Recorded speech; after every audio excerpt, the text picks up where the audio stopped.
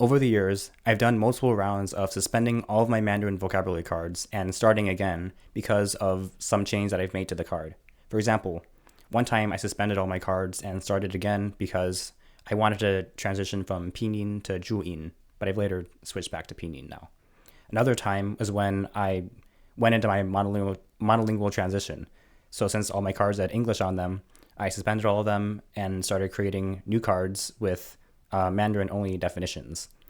And a couple weeks ago, I've made a final, hopefully my final round of suspending all the cards and starting again. But the big difference here is that my cards look exactly the same. So the cards that I've suspended and the cards that I have been creating they look the exact same format, same everything. The change isn't in the card, but the change is in my mind. And before I tell you what the change is, I need to tell you an experience that I've had that has made me realize that I needed to make this change. Let's say that in Anki, you have a 6-month-old card. You've passed it a bunch of times, it's a mature card, and you know it. I have quite a few of these cards, but the big problem is that when I read or listen to content in Mandarin, I'll come across that word, that vocabulary card, but I have no idea what it means. So it's kind of this realization that I'm not actually picking up the information. If I actually knew the card, then I should be able to say the definition when I see the card in context. Because I shouldn't have to, when I see the word in context, I shouldn't have to think what it actually means or have any doubts on that.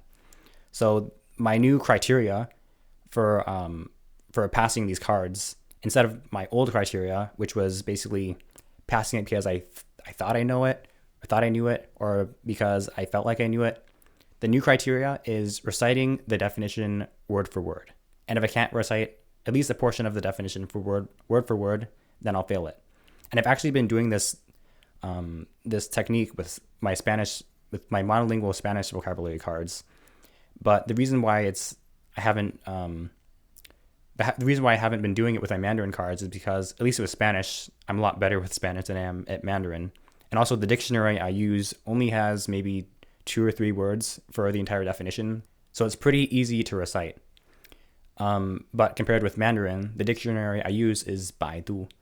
The sentences, I guess the definitions that it gives you are an entire sentence long.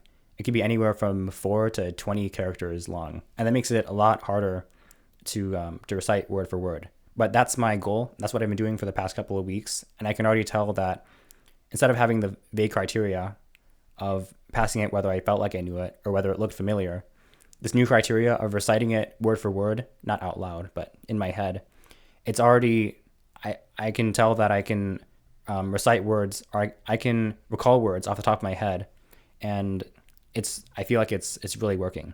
So the moral of the story is not to have vague criteria for your cards, and actually know what your criteria are for passing them. And if you ever change your criteria, then that means that all the previous cards that you made are essentially invalid, because I guess the intervals for them don't really match up with what you're currently doing now. So if you change your criteria for the card, that means you have to suspend all those cards because they're kind of pointless if you're going to review them again. So that's all I wanted to say in this video. This new criteria, as I've said before, it's really doing wonders, just like it has been working, of course, with Spanish, but with Mandarin. Hopefully this is my final round of suspending all the cards. And yeah, that's all I wanted to say. Like the video if you liked it, subscribe if you enjoyed the content, and all that stuff. See you in the next video.